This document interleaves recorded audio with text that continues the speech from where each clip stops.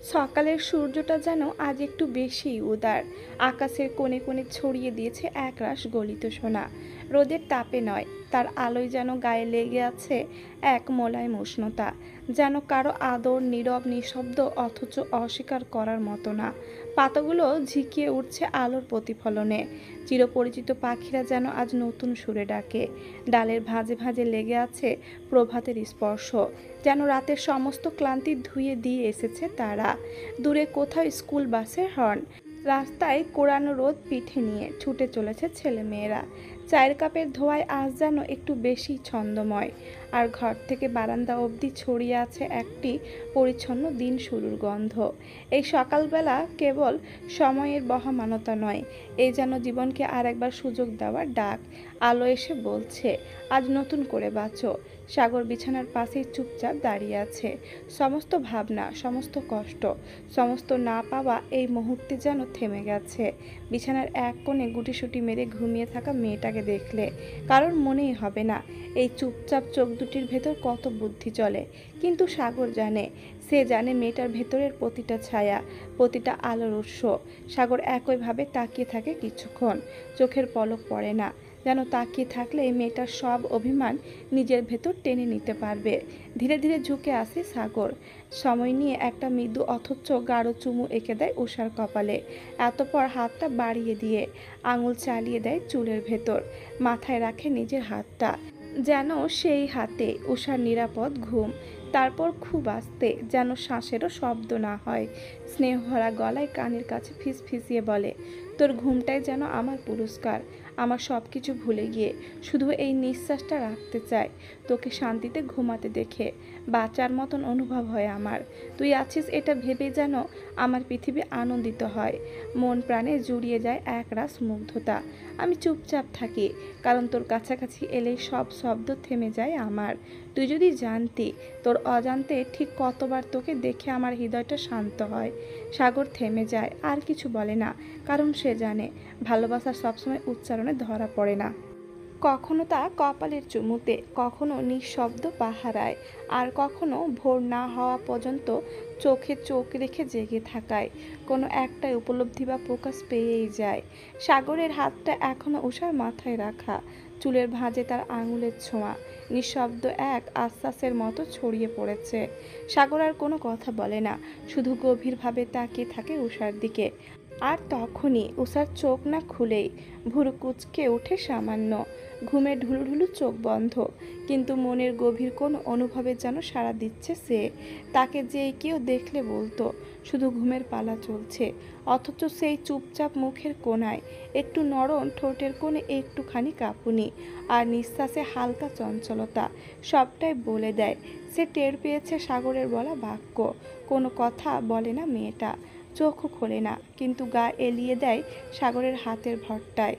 একটুখানি গা ঘেঁষে আসে, না জানিয়ে না চাওয়া সত্ত্বেও। সাগরের বুকের ভেতর এক অদ্ভুত মোচড় দেয়। তাকে ছুঁয়ে থাকা মানুষটা কি জানে না সে কতখানি ভালোবাসা বহন করছে এই মুহূর্তে? সাগর নিঃশব্দে দাঁড়িয়ে যায়। কখন উষার পাশে বসে পড়েছিল খেয়াল নেই তার। সে আরও কিছুক্ষণ তাকিয়ে থেকে উষার দিকে।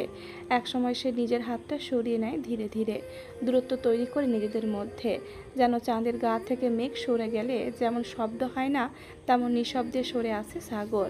তারপর নিঃশ্বাস বন্ধ করে একটু পিছিয়ে যায়, কিন্তু তৃষ্ণার্ত চোখে চেয়ে থাকে। অনুভব করে উষা যেন ঘুমিয়ে নাই, তারই ভালোবাসার গল্পে ডুবে আছে। বারান্দার বাইরে তখন ভোরের আভাস, আকাশের কালচে রঙে হালকা নীল ধারা নামছে, আর ঘরের ভেতর এক ভাঙা প্রেম নিঃশব্দে জোড়া লাগছে। সাগর আলগোছে রুম ত্যাগ করে, পা চালিয়ে চলে যায় ছোট চাচুর ঘরে। দেখা যাবে ঘন্টাখানেক পরেই গালিবার নেহাল হাজির হবে। আজকে আবার নাহিদ ভূঁইয়াকে নিয়ে ডাক্তারের কাছে যেতে হবে। মেহেদি তানহার প্রিয়তাকে নিয়ে উষাদের বাসায় এসেছে মিনিট 10 হবে। বাইরের সূর্যটা ঠিক মধ্যখানে অবস্থান করছে। বোঝাই যাচ্ছে সকাল গড়িয়ে দুপুর হয়েছে। তানহা ভোতা মুখে বসে আছে। আরাফের কষ্টটাও সে বুঝেছে। আরাফ নিজে থেকেই জানিয়েছে উষার সাথে। সে কথা বলছে না একটাবার এই ভয়ঙ্কর সিদ্ধান্তটা নেওয়ার আগে। জানাতো ওকে, উষা কি জানে পিঠ পিছে কত কিছু ঘটে যায়? টের পায় সে আসন্ন বিপদ সম্পর্কে? পায় না তো, তাই তো তার এত সাহস। উষা নিজেও তানহাকে কত কিছু বলে বুঝিয়েছে, কিন্তু এত সহজেই কি অভিমান ভেঙে যাবে?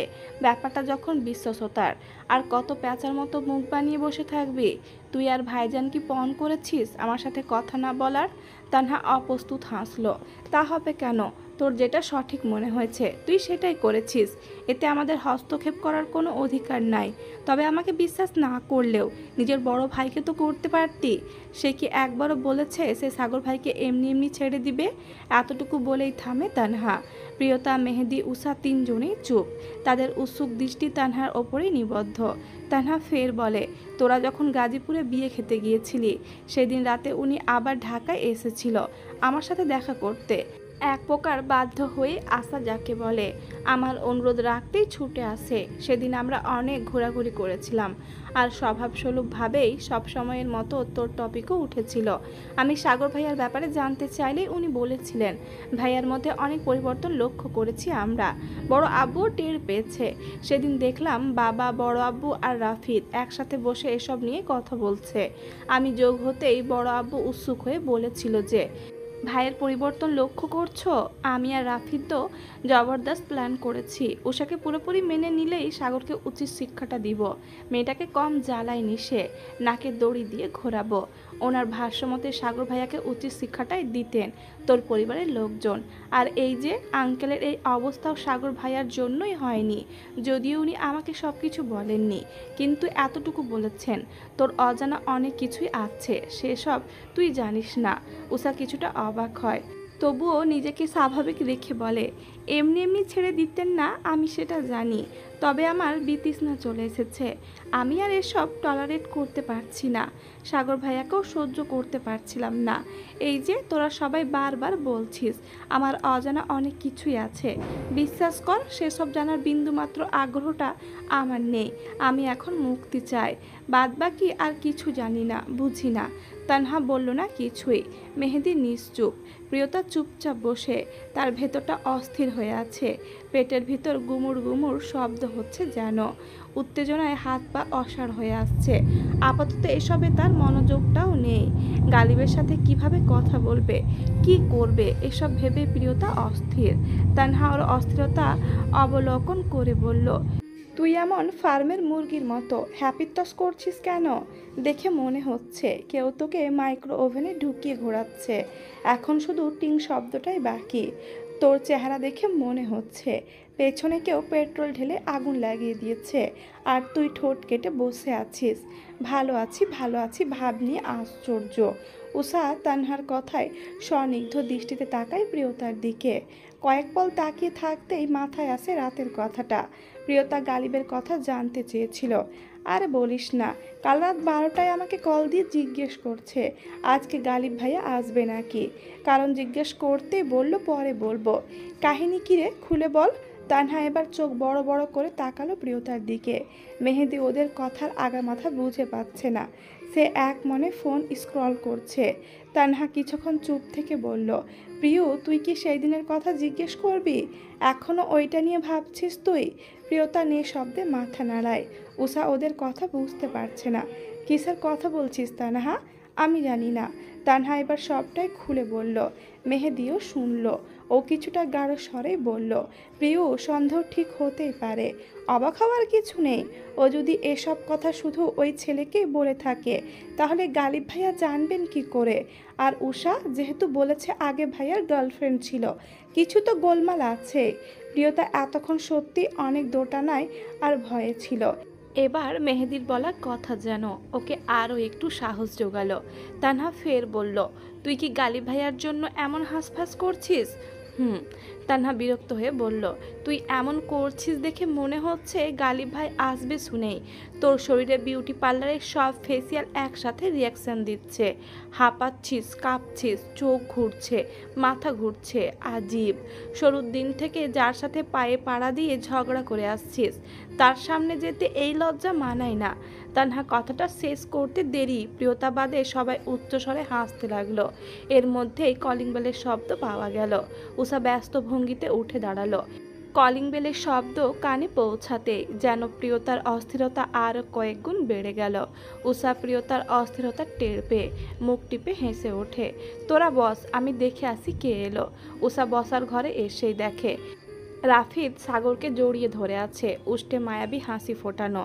গদগদ স্বরে বলছে, সব ঠিকঠাক ভাই? সাগরও হেসে হেসে উত্তর করে, আলহামদুলিল্লাহ, সব ঠিকই আছে এখনো। উষা অবাক না হয়ে পারে না।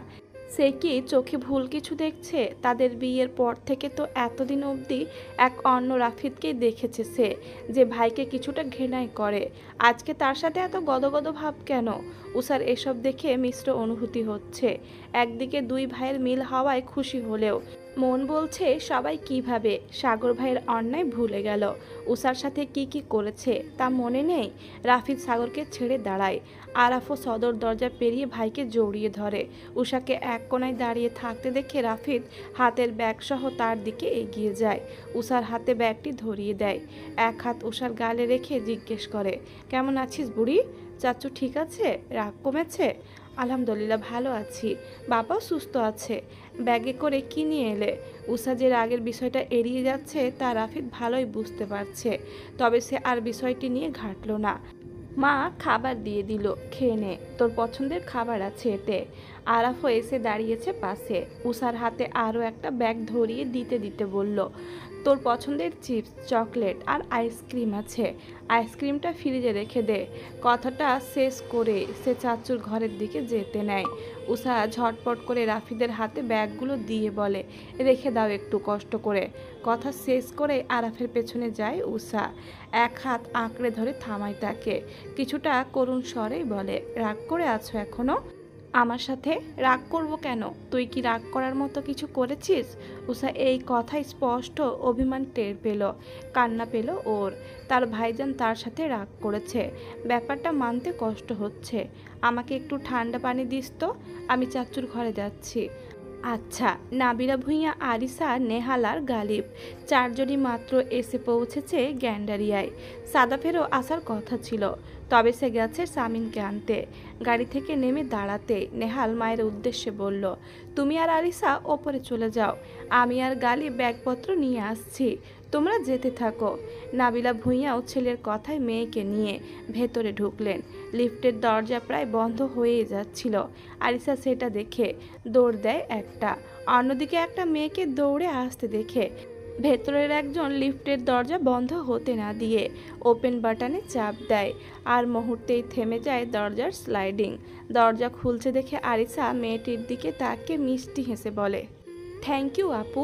অপর মেয়েটিও হেসে প্রতি উত্তর করে, ওয়েলকাম। আরিসা আর নাবিলা ভূঁইয়া লিফটে ওঠেন। নাবিলা ভূঁইয়ার চোখ না চাইতেও মেয়েটির দিকে আটকে যায়। আরিসার থেকেও লম্বাই ছোট একটা দেহ, উজ্জ্বল শ্যামবর্ণ গায়ের রং, চোখ মুখ জুড়ে আলাদা এক চঞ্চলতা। নাবিলা ভূঁইয়া বেশ উৎসাহের সহিত বলেন, নাম কি মা তোমার? এমনিতেই নাবিলা ভূঁইয়ার দৃষ্টি মেয়েটিকে অস্বস্তিতে ফেলে দিয়েছে, এখন আবার নাম জিজ্ঞেস করছে। আরিসাও অবাক হয়ে তাকিয়ে আছে, একবার নিজের মায়ের দিকে তো আর একবার মেয়েটির দিকে তাকাচ্ছে। মেয়েটা কিছুটা ইতস্তত ভাব নিয়ে উত্তর করে, জি আন্টি, আমার নাম জারা, জারা বিনতে কামাল। নাবিলা ভূঁইয়ার মুখশ্রী দেখে বোঝা যাচ্ছে তিনি খুব খুশি হয়েছেন। হাসি হাসি মুখে প্রশংসা করলেন, মাশাল্লাহ মাশাল্লাহ, তোমার মতোই মিষ্টি একটা নাম তোমার।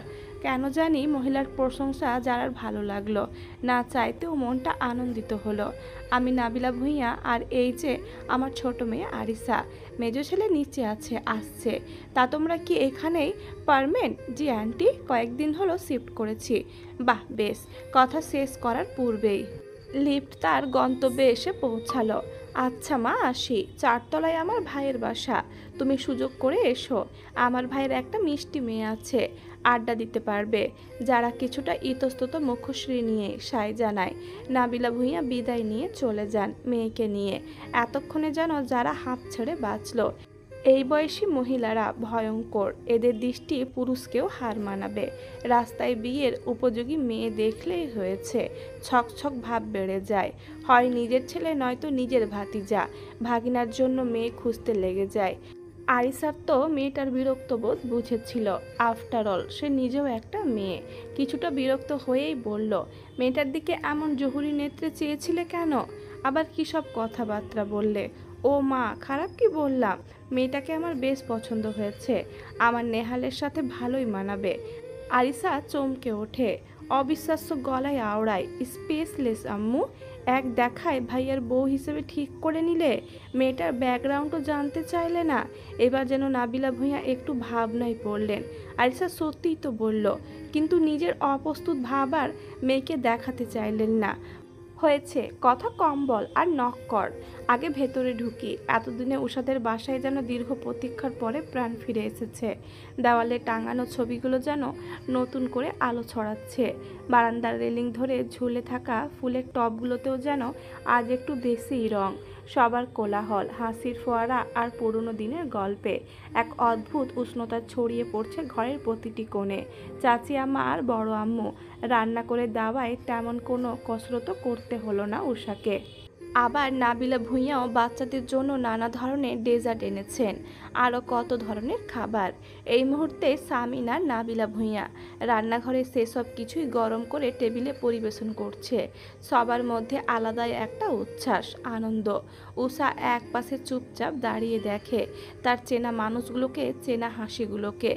এতদিনের শূন্যতা যেন ধীরে ধীরে পূর্ণ হয়ে উঠছে এই মুহূর্তগুলোর ভেতর দিয়ে। ঘর জুড়ে আজ শুধু সম্পর্কের ঘ্রাণ, রক্তের টান, ভালোবাসা আর স্মৃতির ওমে পাকা হয়ে ওঠা এক রকমের আত্মীয়তার গান। উষার চোখ ভরে আসতে চায়, পর মুহূর্তে আল্লাহর নিকট শুকরিয়া আদায় করে এমন পরিবার পাওয়ার আনন্দে। প্রিয়তা এদিকে উৎসুক করছে গালিবের সাথে কথা বলার জন্য, কিন্তু সুযোগ হয়ে উঠছে না। অন্য সময় তো গালিব নিজে থেকে এসে দুষ্টুমি করে, কিন্তু আজকে প্রিয়তাকে দেখেও না দেখার ভান করছে। প্রিয়তা একবার ভাবল, তার সেই দিনের করা ব্যবহারের জন্য এমন করছে, নাকি শুধু শুধু ভাব নিচ্ছে। বুঝে পেল না। খাবার দাবারের পালা শেষ। বিকেলেই নাহিদ ভূঁইয়াকে নিয়ে ডক্টরের কাছে যাওয়া হবে। প্রিয়তারাও চলে যাবে আর কিছুক্ষণ বাদে। তবে প্রিয়তার মনটা মাত্রাতিরিক্ত খারাপ। সে এখনও গালিবের সাথে কথা বলার সুযোগ পেল না। এত মানুষের সামনে যেচে পরে কথা বলতেও একটু লজ্জা লাগছে। কিছুক্ষণ বাদেই সবাই ড্রয়িং রুম ছেড়ে নাহিদ ভূঁইয়ার ঘরে গিয়ে উঠেছে। সেখানেই জমে উঠছে আড্ডা। গালিব সোফায় হেলান দিয়ে বসে এক হাতে ফোন স্ক্রল করছিল। চারপাশে এত কোলাহল, অথচ তার ভেতরটা যেন খালি। এই সুযোগে প্রিয়তা একটু ধীর পায়ে এগিয়ে আসে, একপাশে এসে থমকে দাঁড়ায়, যেন অনিশ্চয়তায় আটকে গেছে সে। চোখ দুটো স্থির নয়, ঘন ঘন পাপড়ি ফেলছে। ঠোঁট কামড়ে ধরে নিজের ভাষা খুঁজে ফিরছে। তারপর নিজের উপস্থিতি জানান দিতে হালকা গলা খাখারি দেয়। শব্দটা খুব ক্ষীণ, কিন্তু গালিবের কান এড়ায় না। সে চোখ তুলে তাকায়, কিন্তু চেহারায় কোনো অভিব্যক্তি নেই। নির্লিপ্ত, কষ্ট করে তৈরি করা একটা দেওয়ালের মতো। সাগর আগেই তাকে জানিয়েছিল প্রিয়তা নাকি উষার কাছে তার খোঁজ নিচ্ছে। এই তথ্যটা গালিবকে একটু বেশি আনন্দ দিচ্ছে। সে ইচ্ছে করেই প্রিয়তার উপস্থিতি অগ্রাহ্য করে যাচ্ছে। তবু প্রিয়তা সরে যায় না, দাঁড়িয়ে থাকে, একটু ইতস্তত করে। তারপর নিচু গলায় বলে, ভাইয়া, আপনার সাথে একটু কথা ছিল আমার। ভাইয়া, এই ডাকটা যেন গালিবের বুকের ভেতর কিছু একটা ছিঁড়ে ফেলল। মেয়েদের মুখে এই এক ডাক তার অপছন্দ খুব বেশি। তবুও সে কিছু না বলে ফোনটা পকেটে রেখে সামান্য সোজা হয়ে বসে। চোখে একরকম শীতল ধৈর্য এনে বলল, হ্যাঁ, কি কথা বলো, শুনছি। প্রিয়তা একটু কেঁপে ওঠে, যেন তার প্রস্তুতি হঠাৎ হারিয়ে গেছে। পায়ের আঙুল দিয়ে কার্পেটের ফাঁকে ফাঁকে দাগ কেটে চলছে।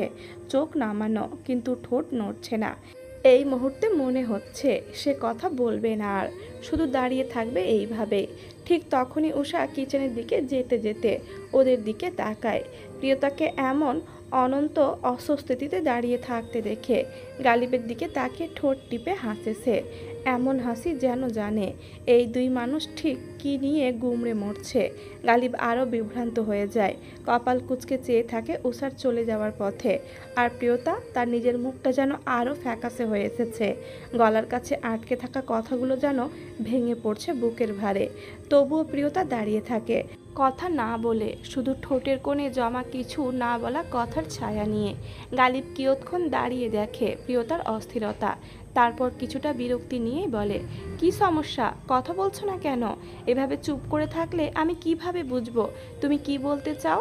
গালিবের এমন স্বরে যেন প্রিয়তার ভেতরটা আরও ভেঙে যায়। এমনিতেই আজকে একবারও মাই টাইপ গাল বলে ডাকেনি, কথা বলেনি, সে নিজ ইচ্ছায় কথা বলতে এসেছে, আর এখন বিরক্তি দেখাচ্ছে। বেশ, প্রিয়তাও কিছু বলবে না। প্রিয়তা উল্টো দিক ঘুরে যাবে, তার আগেই পেছন থেকে কে যেন ঠাট্টা মিশ্রিত স্বরে বলছে, কিরে চুলকানি গালিব, কই ঘামটি মেরে বসে আছিস? সঙ্গে সঙ্গে প্রিয়তা আর উষার কপালে ভাঁজ পড়ে, দুজনে একসাথে উচ্চারণ করে, চুলকানি গালিব মানে? প্রিয়তা তাকায় উষার দিকে, যে হাতে একটা কাপ নিয়ে দাঁড়িয়ে আছে। কাপটাতে কফি নাকি চা তা আন্দাজ করতে পারল না প্রিয়তা। উষা উৎসুক স্বরে বলে, নেহাল ভাইয়া, তুমি গালিব ভাইয়াকে চুলকানি গালিব বললে কেন? নেহাল হাসতে হাসতে প্রতি উত্তর করে, তুই জানিস না? উষা অবুঝের ন্যায় মাথা নাড়ায়, যার মানে সে জানে না। গালিব রক্তচক্ষু নিয়ে তাকায় নেহালের দিকে।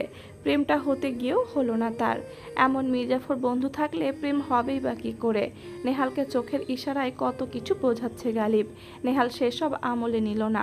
নেহাল বেশ ফুরফুরে মেজাজে বলল, কিছুদিন আগে রুনা আন্টি আমাদেরকে দাওয়াত দিয়েছিল, আমরাও যাই। সেদিন পাশের বাসার এক প্রেগনেন্ট ভাবির সাথে বসে আন্টি আড্ডা দিচ্ছিলেন। আমি পানি খেতে ড্রয়িং রুমে এসে দেখি আন্টি বলছে, আমার কথা আর বলো না, সে সময় আমার প্রথম প্রেগনেন্সি, 5 মাস পেরোতে আমার এমন চুলকানি শুরু হয়, কোনো ওষুধেই কাজ হচ্ছিল না। গালিব পেটে থাকায় ঠিকঠাক মতো ওষুধও খেতে পারতাম না। 8 মাসের সময় এমন অবস্থা হয় যে আমার সারা শরীরে পচন ধরে যাবে টাইপ। সারা রাত চুলকানির জ্বালায় ঘুমাতে পারতাম না। অবশেষে ডক্টর বললেন সিজার করিয়ে নিতে আর চুলকানির চিকিৎসা নিতে। এতটুকু বলেই থামলো নেহাল। আর এই ঘটনা জানার পর থেকেই আমি আর সাগর ওর নাম দিয়েছি চুলকানি গালিব। সুন্দর না? প্রিয়তার আরিশা উচ্চস্বরে হেসে ওঠে। সাগর দরজার কাছে দাঁড়িয়ে দেখে উষার হাস্য উজ্জ্বল মুখটা। গালিব রাগে ফুঁসছে, কখন জানি নেহালের মাথা ফাটিয়ে দেয়। প্রিয়তার কথা আর জিজ্ঞাসা করা হলো না, সে হাসতে হাসতে চলে গেল বন্ধুদের কাছে। গালিবের মান সম্মানের 12টা বেজে গেছে। পড়ন্ত বিকেল, পশ্চিম আকাশের সূর্যটা হেলে পড়ছে। চারদিকের পরিস্থিতি জানান দিচ্ছে সন্ধে হওয়ার পূর্ব পরিস্থিতি এটা। মেহেদি কিছুক্ষণ আগেই প্রিয়তা আর তানহাকে সঙ্গে করে বাসায় নিয়ে গেছে। এদিকে সাগর, নেহাল, গালিব, আরাফ, রাফিদ, সাদাব, আরিসা, উষা ওরা বের হয়েছে হসপিটালের উদ্দেশ্যে। শামিন আর নাবিলা ভূঁইয়া বাসায় আছেন আপাতত। সাগর নিজে ড্রাইভ করছে, পাশে গালিব বসেছে, পেছনে উষা, নাহিদ ভূঁইয়া আর আরাফ। আর অন্য গাড়িতে নেহাল, রাফিদ, সাদাব আর আরিসা আছে। ডক্টর দেখিয়ে থেরাপি দিয়ে বের হতে হতে রাত 8টা বেজে গেছে। সাগর আরিশাকে ইশারা দিতেই আরিশা উষাকে জোর করে নিয়ে যায় নিজেদের গাড়িতে। আর সাগরের গাড়িতে নেহাল চলে আসে। সাগরের গাড়ি যাচ্ছে উষাদের ফ্ল্যাটের দিকে, আর রাফিদদের গাড়ি চলছে বাসার উল্টো দিকে। উষা প্রথমে বুঝতে পারছে না তারা কোথায় যাচ্ছে।